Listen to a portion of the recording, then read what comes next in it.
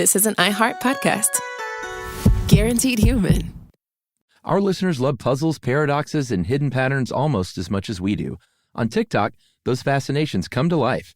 People are breaking down physics, exploring geology, and explaining why the world works the way it does. You'll see impressive experiments, explanations that finally make sense, and connections you didn't expect. It's like having a lab, a lecture hall, and science museum in your pocket. TikTok is where wonder is shared, where curiosity turns into discovery, and where millions learn something new every day. Introducing the all-new Mazda CX-5, featuring more connection. Hey Google, where's the nearest Pilates class? Safety that has your back. More discovery on the scenic routes. More passion in the details. And more control in changing weather.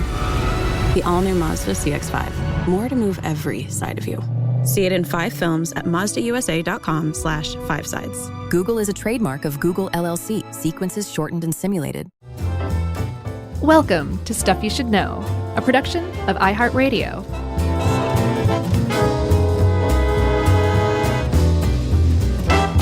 Hey, and welcome to the Perdcast. I'm Josh Clark, and there's Charles W. Chuck Bryant, and Jerry's over there somewhere, and this is Stuff You Should Know. The Perdcast? Did I say that? I think so. You sounded like Kristen Wiig's Target lady character. I'm not familiar. Welcome to the Perdcast. Oh, no, wait. That's a different character. What character was that? I don't know. I think that was Mike Myers' Scottish guy. No, not that jerk. I don't know who then. Oh, I'm blanking. People are screaming at their radio. I get it. Oh, is that well known of a character? Their AM/FM radio that they used to listen to this. So how is this coming through? It's like when a 50-year-old podcasts. Mm-hmm. It's true. A 50-year-old is podcasting before our very ears right now. That's right. That's me. You can't de-age me, Martin Scorsese. Running circles around the younger ones, Chuck. So hats off to you. So, Chuck, have you ever seen The Simpsons? Oh, boy. You got one for me? Did you ever see the one about the murder house where Marge becomes a realtor? You mean a certified realtor? Yes, of course. What other kind of... I don't know. Remind me. Oh, so anyway, Marge becomes a realtor, and she, I think with Lionel Hutz's realty company. Oh, boy. And it's like a kind of like a Glengarry Glen Ross spoof is like that little subplot. But she tries to sell a house that like a multiple murder was committed in to Flanders and his family back when Maude was still alive. And she doesn't tell him it's a murder house. And feels like a tremendous amount of guilt, and then finally like confesses. And I don't think they end up buying the house anyway. I don't remember, but it's a pretty good one. That has almost nothing to do with anything. I could have just stopped right there where Marge became a realtor because she's taking the realty test, and Lisa comes along and teaches her how to remember things using mnemonic devices. And in one example she gives, she says, you can put like something you're trying to remember to a song, like in 12:15 at Runnymede, doo-dah, doo-dah, the nobles and the king agreed, oh, doo-dah day. That's great. That is one of my go-to references for the Magna Carta. You know what mine is, funny enough? Man, that was a tortured intro. No, I thought it was great. Simpsons reference? That's Flayed classic alive stuff you should know. is what it was. I thought it was fantastic. Well, thank you. And I've never heard that. I don't remember that episode, and I've never heard that little jingle. So it's a great episode. In my brain. Vintage classic Simpsons. When I think of Magna Carta, I think of Johnny Dangerously, the movie with Michael Keaton, the very funny spoof movie, because at one point, I think someone is on death row and they're being read fake last rites by a fake priest as they walk down the Green Mile. And they're just sort of making up Latin terms. And he goes, Magna Carta, Master Charga. And I saw that in the theater when I was, like 10 or 11. And I've remembered that ever since. Yeah. It gets in your head, those two words. They go really well together. They have a tendency to stick around. And then also, like, you get the idea when you kind of, like, perk your little ears up about this Magna Carta thing, that it was kind of pretty important. People tend to put a lot of stock into it. Yeah, and now I'm looking and I can't even see what Magna Carta. What does it mean? Great Charter. The Great Charter, of course. Yeah, and technically the name of the Magna Carta, what we're talking about, we'll get into all like the little details and everything in a second, but it's called the Magna Carta Libertarum. Right. So it's the Great Charter of Liberties is what it really is. And a lot of people, like I was saying, they put a lot of stock into it. They basically say that this is the wellspring, at least in the UK and America, and by extension Australia and Canada, of human rights, of like civil rights, of the basic rights that every citizen has, that all kind of came from this document. And that before that, there really wasn't that kind of stuff. And you have to really narrow your focus here, because in this time period we're talking about, around the like 12th and 13th centuries CE, like England was still kind of figuring out which way it was going. At the same time, if you went to the Arab world, you would find 500,000 people living in some cities. Well, there was like 10,000 people living in London. Mm-hmm. If you went to the West, to modern-day St. Louis, the Cahokia Mound civilization had like 15,000 people living there. China had been running a bureaucracy for a good 1,000 years by this time. So this is new to England and the English and their descendants and ancestors around this time and this era. But if you narrow it like that, then yeah, you can make a pretty good case that for you and me, and those of us born in America, you can trace your civil liberties pretty directly back to this document. Yeah, and like even if the document itself, as we'll learn, wasn't necessarily honored initially or even later, it was that seed that was planted that it had to be at least, and we'll see later on. Once it was in place, you kind of couldn't go backwards from there. Yeah. Even though some people did try later on, some royalty, it just didn't happen. So it sort of drew a line in the sand and said, all right, from this point forward, at least, things for any people other than, not every person, but people other than royalty, at least won't go backwards from here. No, and like you said, they tried. They definitely wanted to. But when you lay down something like people have rights that are basic to them from the moment they're born, that's a tough one to repeal. You know what I'm saying? Yeah. Once that's out there, that's tough to put it back in the box. And good. That's good for us. Bad for despotic, absolutist monarchs, though. So should we get into a little background here? Yeah, I think we should, because we got some ground to cover.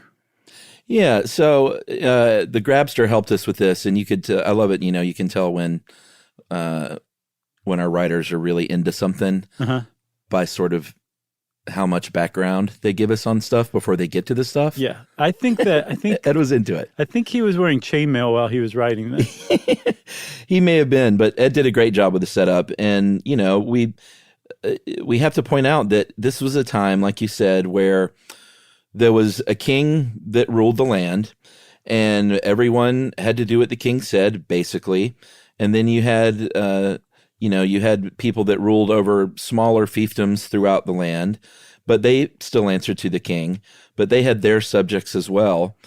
But it was a bit of a mess. Like, even though the king could kind of do what they wanted, the king usually knew, like, hey, I can't push things too far, otherwise it gets really bad for me. Right. So let me see if I can walk right up to that line as often as I can, in many cases, as far as royalty is concerned, and sort of push things as far as like, wringing money out of people for bribes or quote unquote taxes, or, trying, just ruling with a harsh hand, but not necessarily a hand that will be so bad that the people revolt. Yeah, that was a fine line. And so some kings in the history of England were really good at being kings.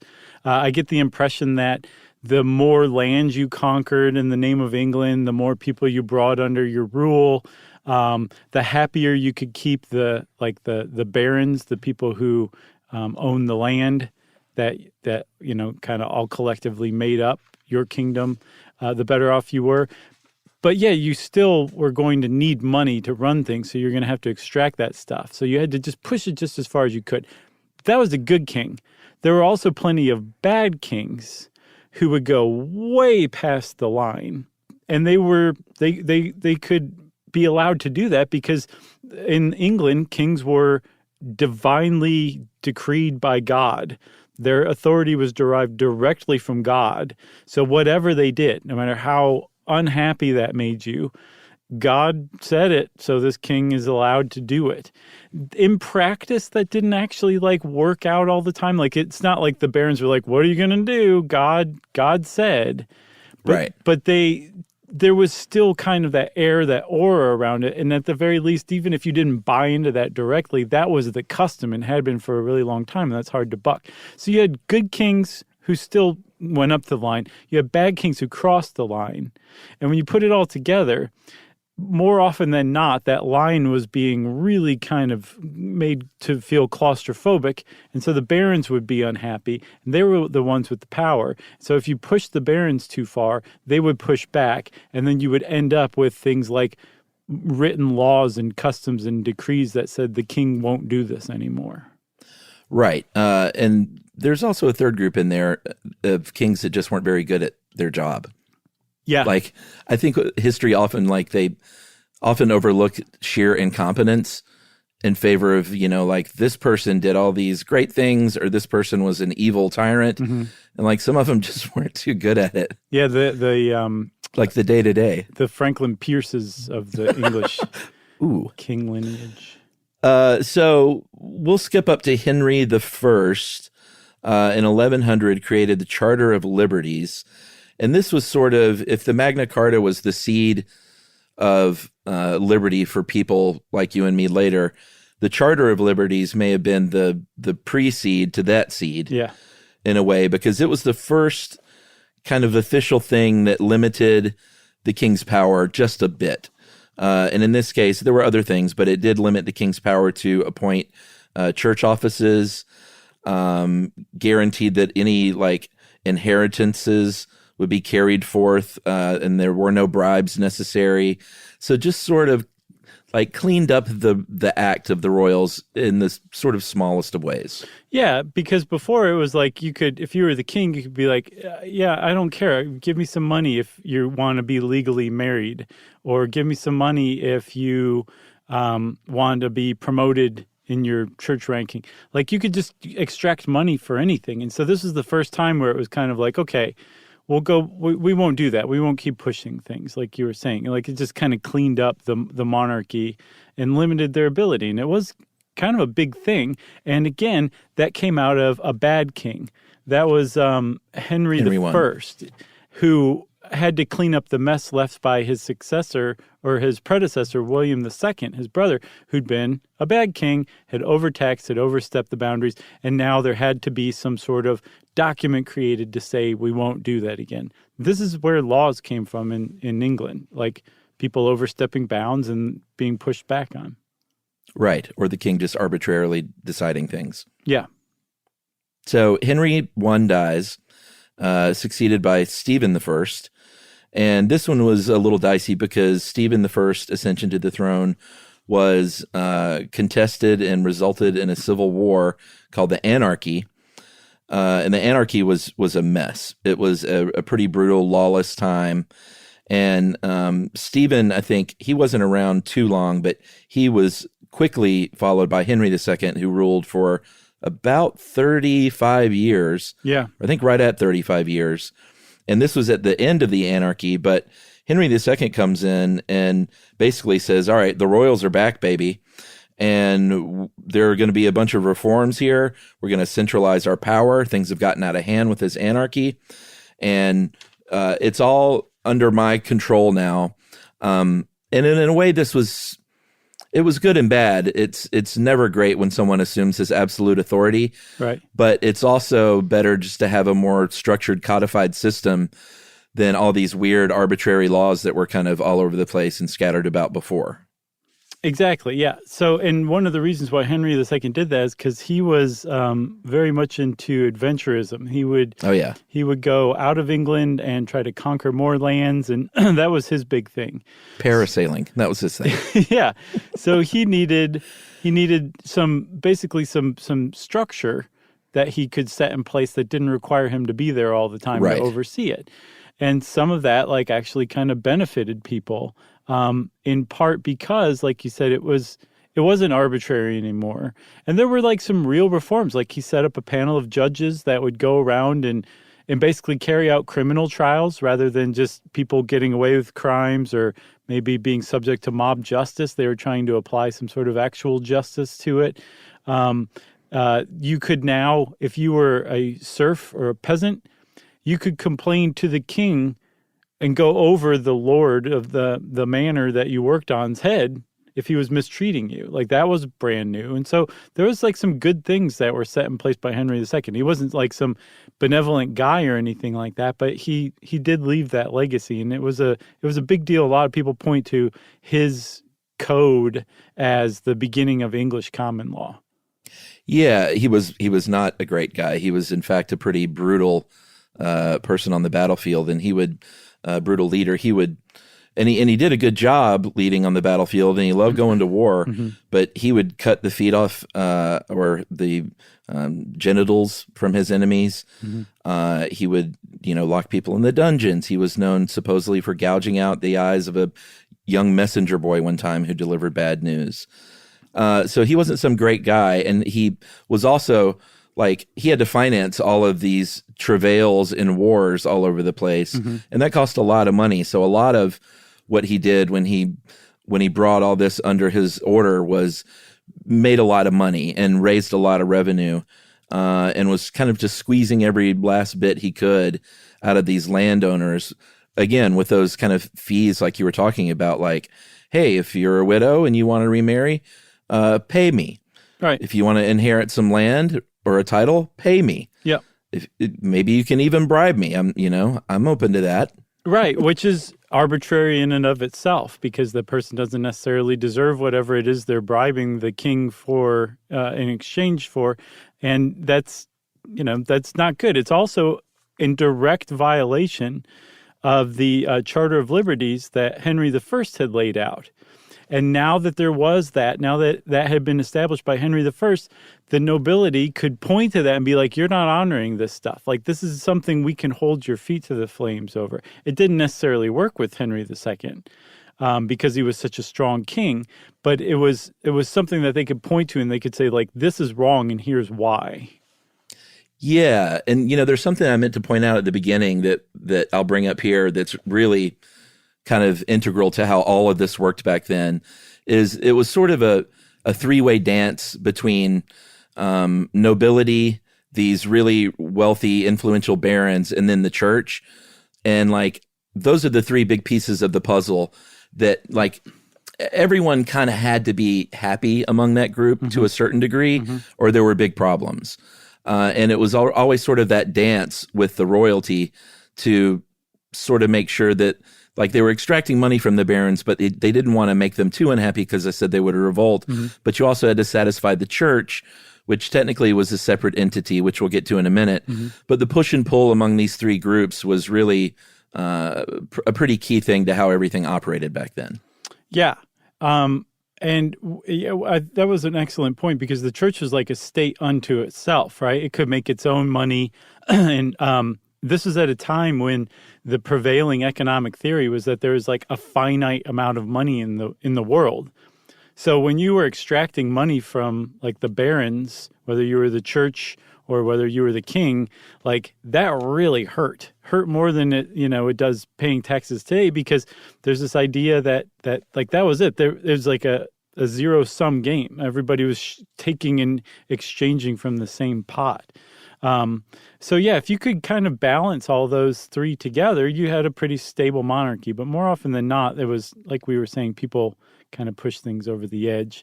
Henry II definitely did that with the bribery, but again, he was a strong monarch.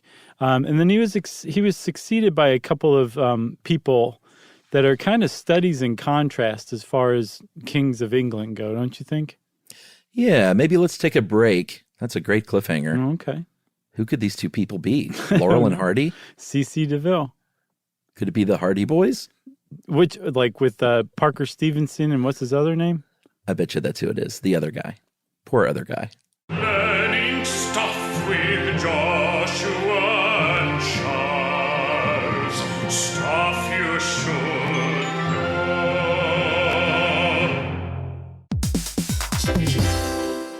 Hey, everybody. I want to talk to you a little bit about Tide Evo because it represents over 10 years of innovation and product development. Tide Evo is a first-of-its-kind technology where tens of thousands of minuscule fibers are spun together to form a 6 times powerful layer packed with scrubbers, brighteners, pre-treaters, and fresheners. And that's going to deliver a breakthrough clean that's so powerful, it feels like magic. Yeah, it is kind of like magic. Tide Evo is revolutionary. A 100% concentrated, waterless laundry tile that's made of compressed microfiber soap layers rather than liquid or powder. And it's not like pods or sheets because it uses 6 layers of detergent fibers to deliver superior cold water cleaning without plastic packaging of any kind. And it provides a mess-free, lightweight solution that dissolves lickety-split. So whenever you run into a laundry challenge, turn to Tide Evo. It's revolutionary. It's magic. Try new Tide Evo. Real laundry magic. Everyone knows winter is the real mess maker. You don't need WeatherTech floor liners for summer unless you hit the beach and half the beach ends up back in your car or the campsite dirt ends up in your trunk. Then you'd want a cargo liner or a road trip goes sideways. Lemonade spills, ketchup goes rogue, ice cream drips. Yeah, you'd be pretty happy about those WeatherTech seat protectors. So just to be clear, as the mud you're inevitably going to step in this summer, you don't need WeatherTech unless you plan on doing summer. Visit WeatherTech.com today. Spectrum Business keeps businesses of all sizes connected seamlessly with fast, reliable internet, advanced Wi-Fi, phone, TV, and mobile services. That's right. And Spectrum Business offers 100% U.S.-based customer support 24/7 to help you stay up and running. And they offer tailored connectivity solutions with packages built for your business budget. Yeah, so it's no wonder millions of business owners rely on Spectrum Business to keep them connected. Visit spectrum.com/business to learn more. Restrictions apply. Services not available in all areas. On eBay, every find has a story. Like if you're looking for a vintage band tee, not just a tee, the band tee from the last show your favorite band ever played. You wore it everywhere. Then your girlfriend started wearing it, which was cute until she dumped you and took it with her, which was not so cute. Yeah, well, anyway, now you're on eBay. And there it is. Same tee from the same tour. Still living in your memory, rent-free forever. See, the things you love have a way of finding their way back to you. But eBay isn't just for getting whatever your ex-boyfriend or girlfriend stole back, right? No, it's also for that rare championship foul ball you caught, then heroically gave to the kid next to you. And where else are you going to find your first car? The one you wish you'd never sold. But now, finally get the chance to take it back home. For good this time. So shop eBay for millions of finds, each with a story. eBay. Things people love.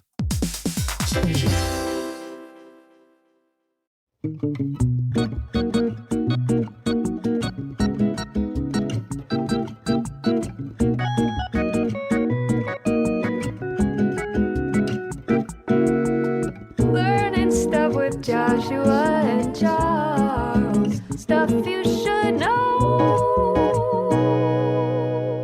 All right, we're back. Parker Stevenson and Fred Noonan. Oh, we're the two Hardy Boys. No, you're talking about Richard and then John. We'll start with Richard.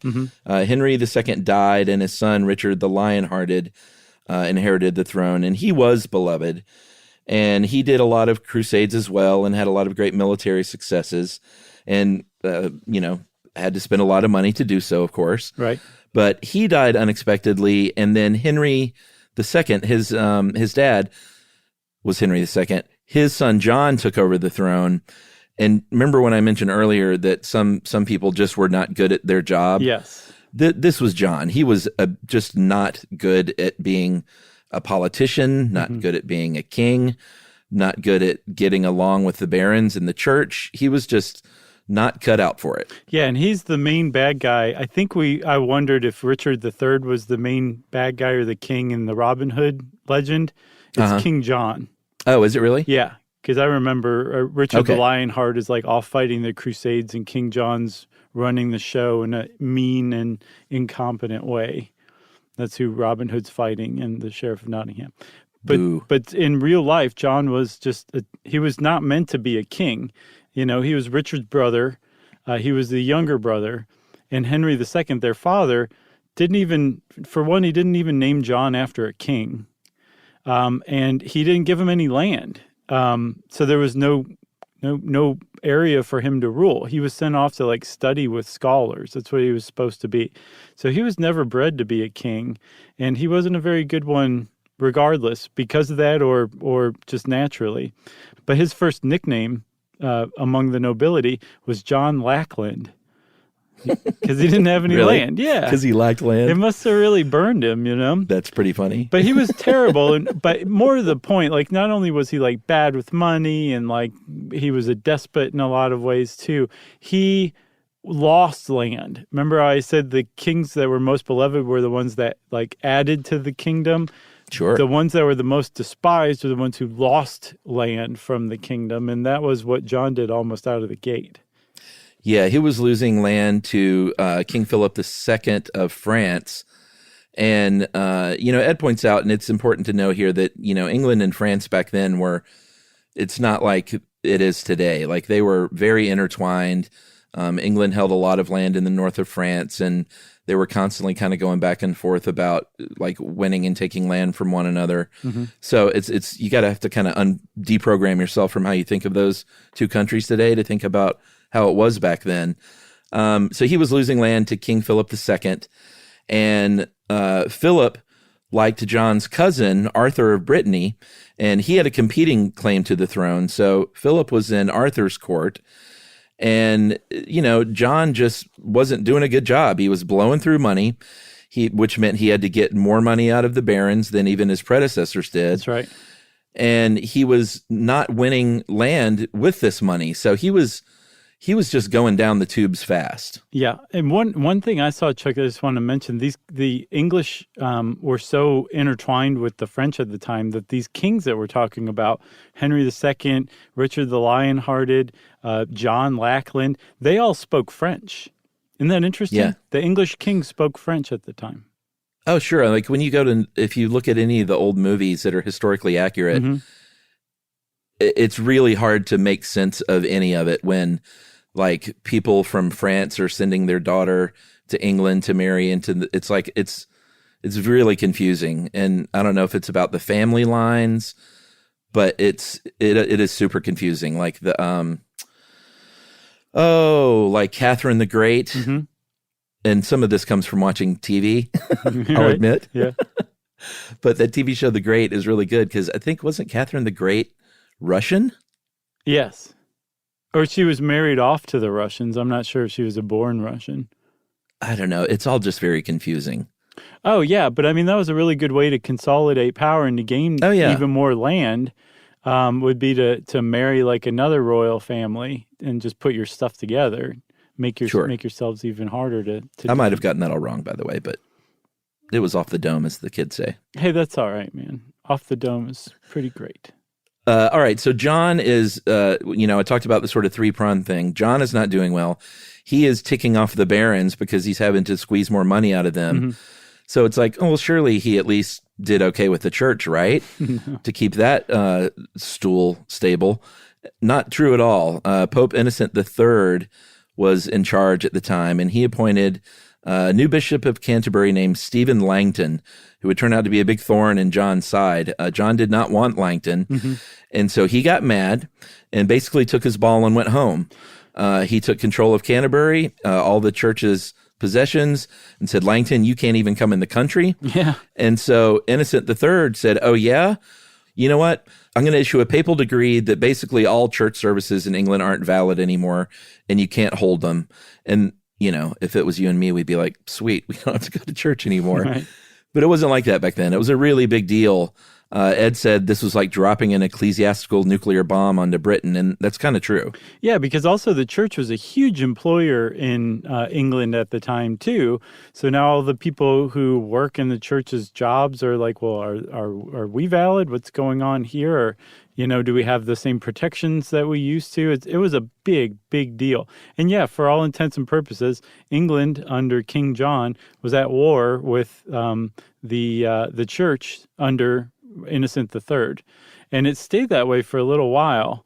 And that just put John, that was it. That was the last box to be checked. Like, he was at odds with absolutely everybody, and was a very unpopular king by anybody's measure, whether you were a commoner or whether you were nobility or whether you were a bishop.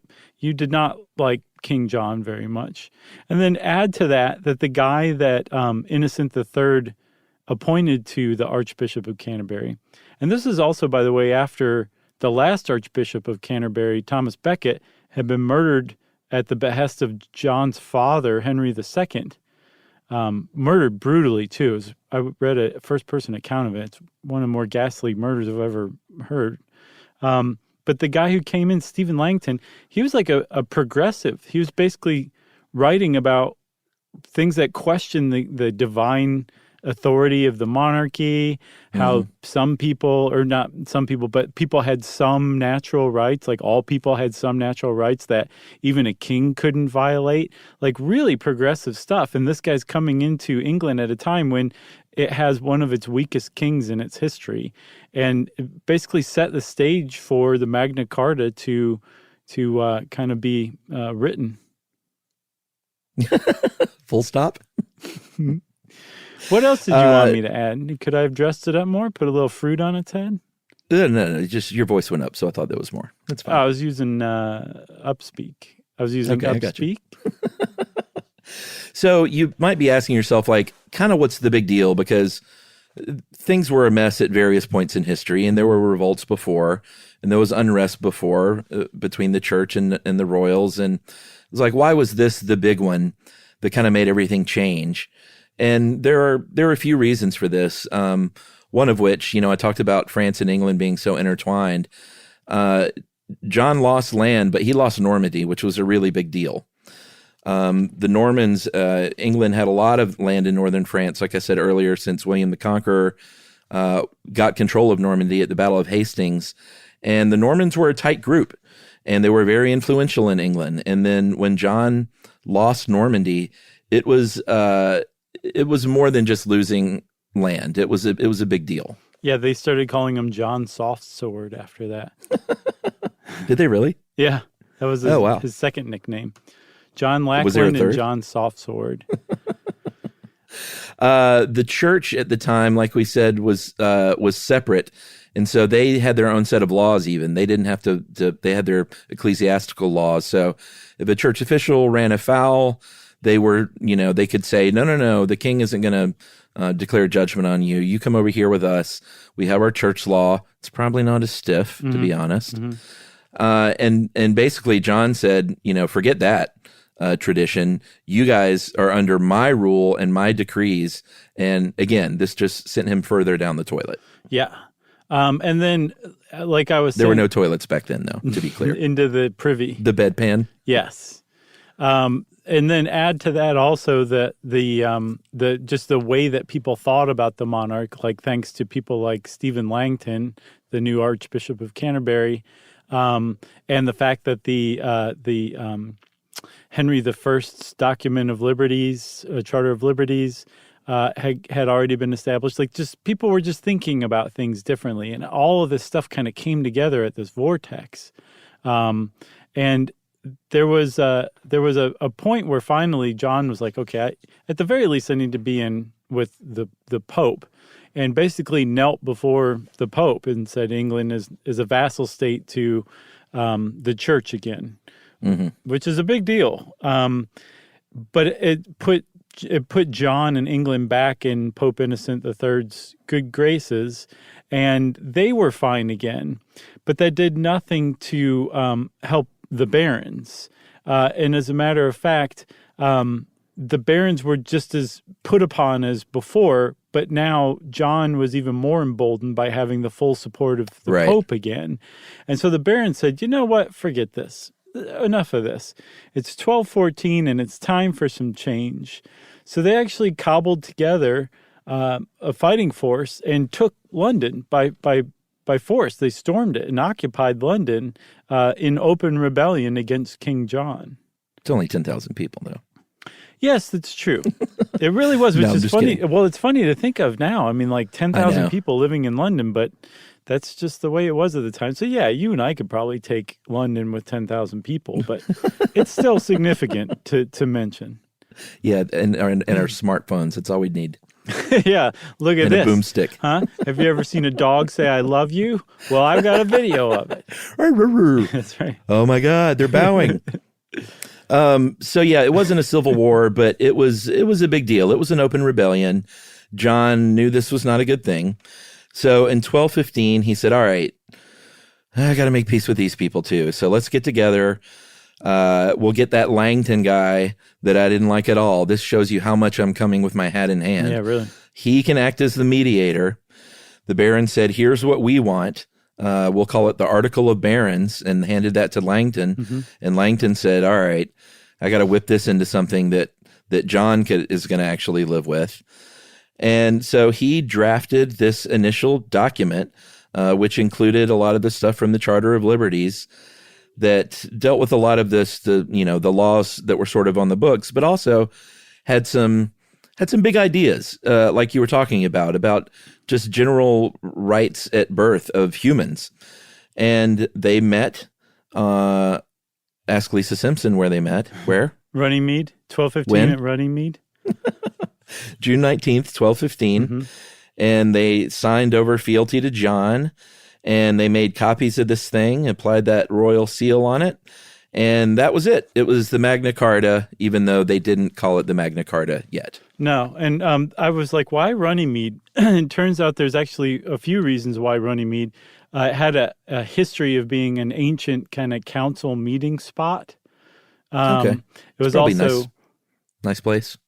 Well, it was a boggy meadow, which is another reason why it was chosen, because it would be a terrible place to fight a war or a battle. Okay. And then also, like, you could see basically in every direction from it. So you couldn't do a surprise attack either, if you wanted to fight in a boggy meadow. So I thought it might have been like a really nice picturesque thing, but it was done out in the middle of nowhere where you could see everything. Yeah, well, I get the impression that it was picturesque still as well, but that it had a lot of strategic assets to it too. Okay, well, that makes sense. Yeah. All right, well, I guess, before we take our break, let's just talk about the fact that this first Magna Carta, that was not even called the Magna Carta yet, was ignored. John ignored it. Innocent III said it's not even legal. John was under duress to agree to this thing. Mm-hmm. And then a real full civil war called the First Barons' War broke out. And John died of dysentery in 1216. It's kind of what ended the First Barons' War. Mm-hmm. But this is all sort of preamble to the real Magna Carta, which we'll talk about in just a sec. Learning stuff with Joshua and Charles. Stuff you should know.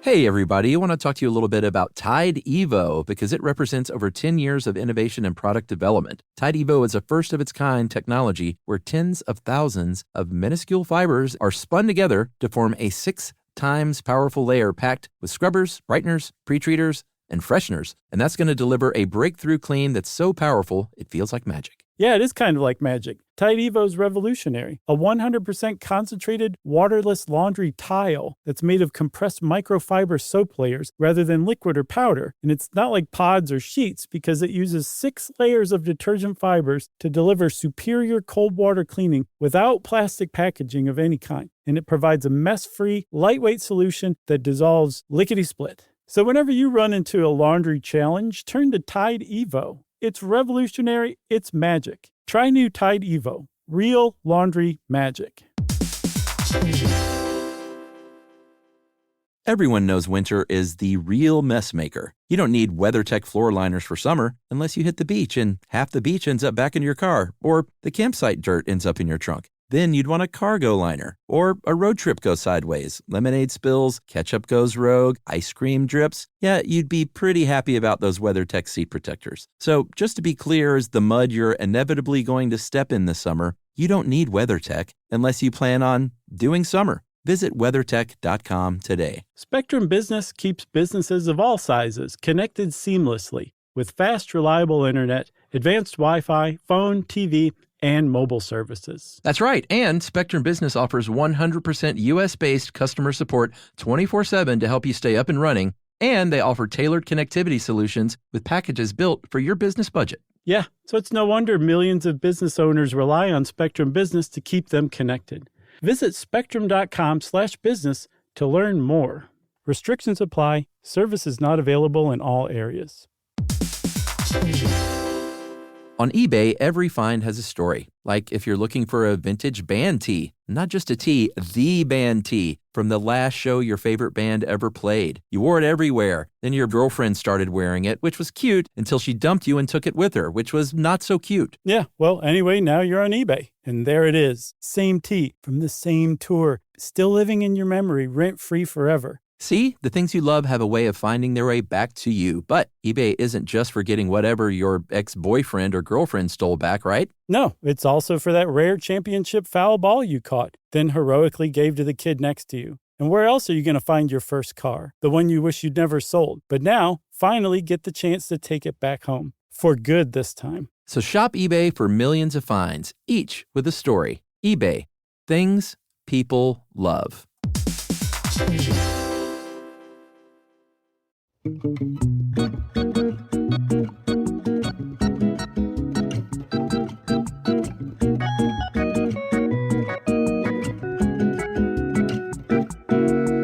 Learning stuff with Joshua and Charles. Stuff you should know. All right, Chuck, so let's talk in a second about how the Magna Carta was applied shortly after John died of dysentery. But first we should talk a little bit about like what it actually looked like originally. Because like you said, it wasn't even what we think of the Magna Carta today. It had a lot of stuff in it that has nothing to do with nobody alive today.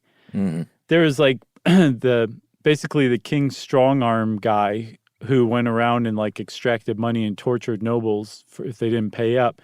He and his cohorts are named specifically by name as like they got to go.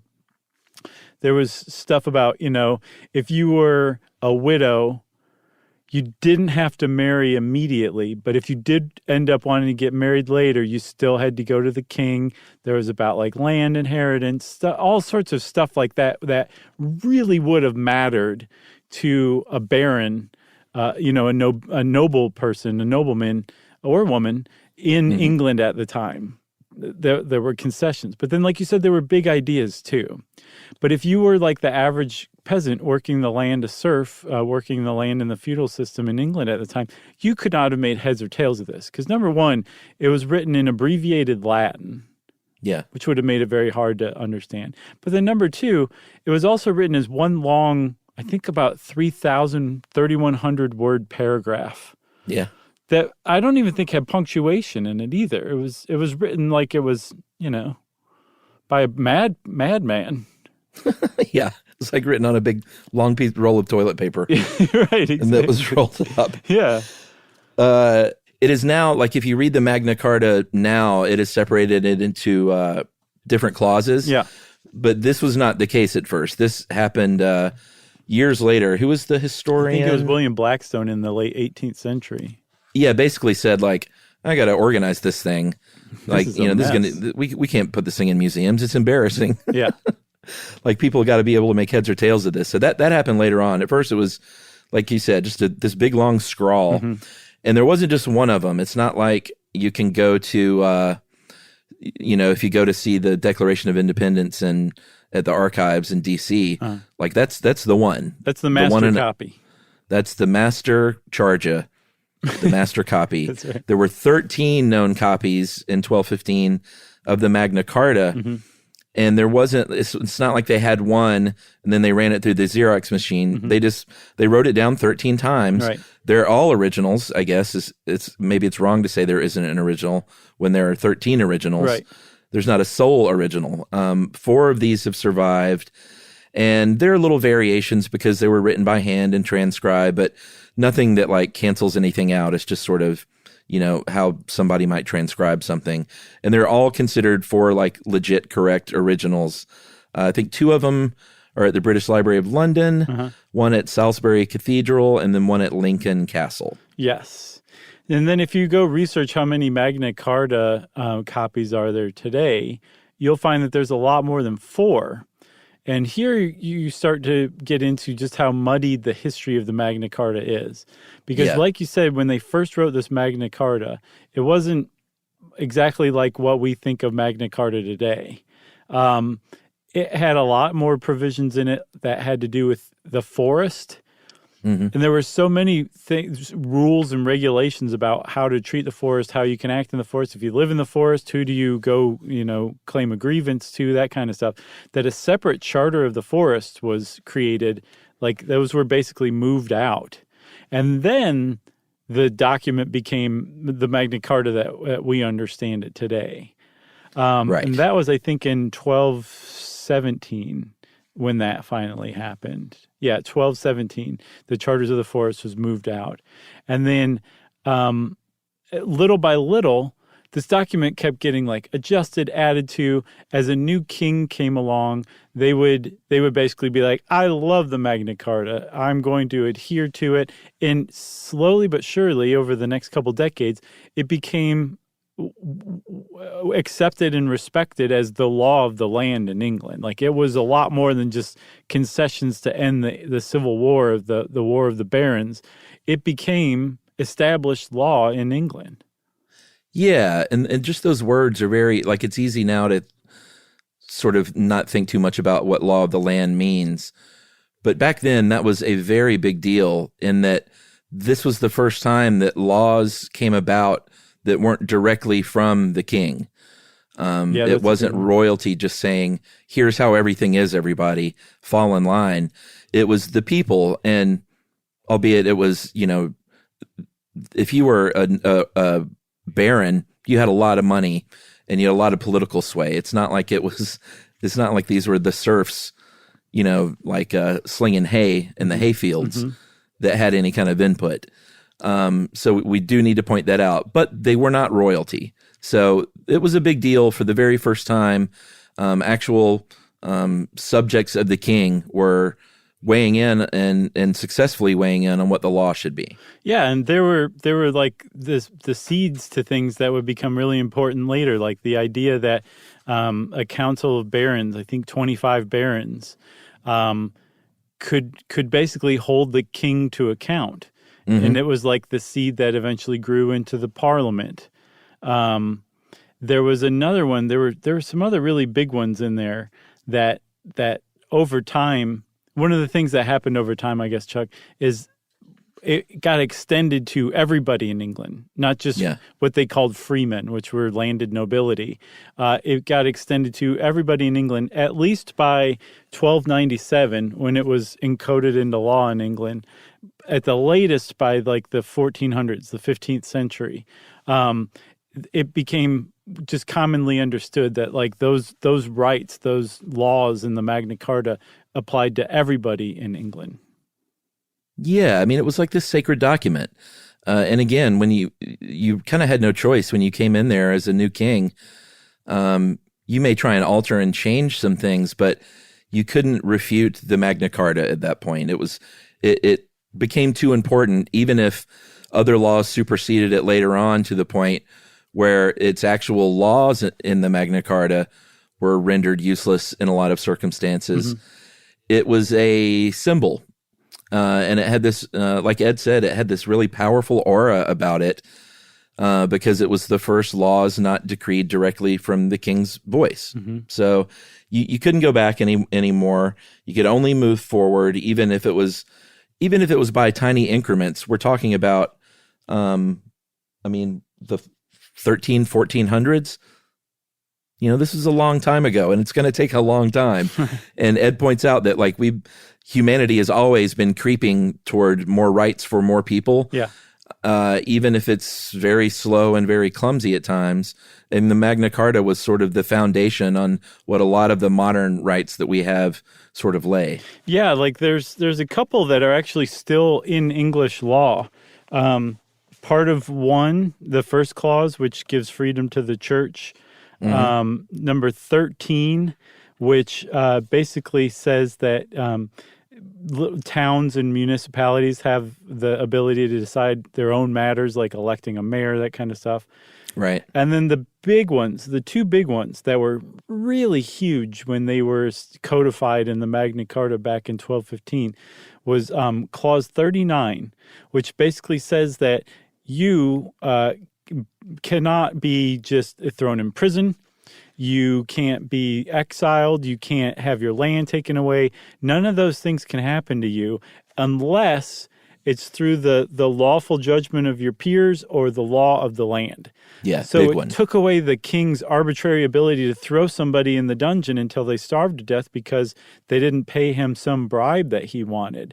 That was enormous. And that today constitutes due process under the law.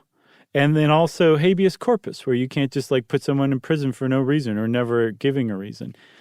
And those are that's really huge, and that is directly where we get that from in America and the West. Yeah. Then the other one is Clause 40. There's you cannot sell, and you also cannot deny or delay the rights that people have as citizens. You can't do that. So that was a big deal. And then the idea that the Magna Carta directly led to the Bill of Rights is not an understatement at all. At the Constitutional Convention, when they were thinking of whether they needed any kind of Magna Carta shout out, because it had a mythical quality in America by this time too, to kind of keep the King of England at bay. Right. They thought, well, we're not going to have a king here. We don't need a Magna Carta. And somebody very wisely pointed out, no, we don't have a king, but the government still acts at the behest of the majority of the people. What if the majority of the people try to infringe on the rights of others? We need something. And so they came up with the Bill of Rights, directly descended from the Magna Carta. So it is very much an important document for sure. Totally. Still relevant. Still relevant as ever. So everybody go out and get a Magna Carta copy, maybe a poster or a T-shirt, and rock it proudly. You got anything else? I got nothing else. All right. Well, Chuck said he's got nothing else then. That means it's time for listener mail. I'm going to call this kind correction on jackalopes. Can't believe we walked right past this. Okay. Hey guys, longtime listener and super fan of the show. I feel like we are friends since I listen to you every day as I get ready for work and very much look forward to your conversations. So as your friend, I can say that I absolutely love all your content, but found myself cringing throughout the jackalope episode. Oh, no. You see, I am the historic preservation officer for the city of Las Vegas, Nevada, and while the jackalope lore is not prevalent throughout Nevada, I still feel the need to weigh in on a bit of misunderstanding about our southwestern fauna. The jack in jackalopes is for the jackrabbit, of course, very large species of hare, not a rabbit, as in the cute little cottontail rabbit. Mm-hmm. The lope is for the pronghorn antelope, not a deer, you guys. These are two different families. Gentlemen, the clue is right there in the name of antelope. How did we miss that? It's not a jackadeer. I think we were so jazzed about even talking about jackalopes that we stopped seeing the forest for the trees. Maybe so. However, a pronghorn is not a true antelope even, but that's another story. And further, pronghorn have horns, hence the name, which are affixed to the skull, which of course means that to put horns on the jackrabbit, the pronghorn must be deceased as well. However, deer antlers shed annually with no harm done to the deer. You can walk in any area where deer live and find antlers on the ground. Therefore, deer does not necessarily have to die to give up his antlers. Okay, that's good. While there are that's good. While there certainly are taxidermy rabbits and hares with deer antlers affixed to their heads, a jackalope by definition is a jackrabbit with pronghorn horns. I see. Just wanted to give a little gentle correction on all that, but in no way diminishes my love for the show. Thank you for all you do. All my best. Dr. Diane C. Seabrandt, Historic Preservation Officer, Las Vegas, Nevada. Excellent. Dr. Seabrandt? Dr. Diane C. Seabrandt. Oh, okay. CC Brandt. Mm-hmm. Thank you, Dr. Seabrandt. We appreciate that big time. Hats off to you for that gentle correction. That was really something. If you want to get in touch with us like Dr. Seabrandt did, you can via email. Wrap it up, spank it on the pronghorn, and send it off to stuffpodcast@iheartradio.com. Stuff You Should Know is a production of iHeartRadio. For more podcasts from iHeartRadio, visit the iHeartRadio app, Apple Podcasts, or wherever you listen to your favorite shows.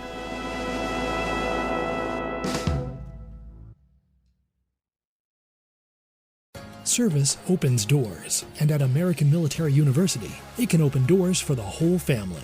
If you have a loved one who served in the military, you may qualify for reduced tuition. AMU offers flexible online programs designed to fit your schedule, so you can keep moving forward wherever life takes you.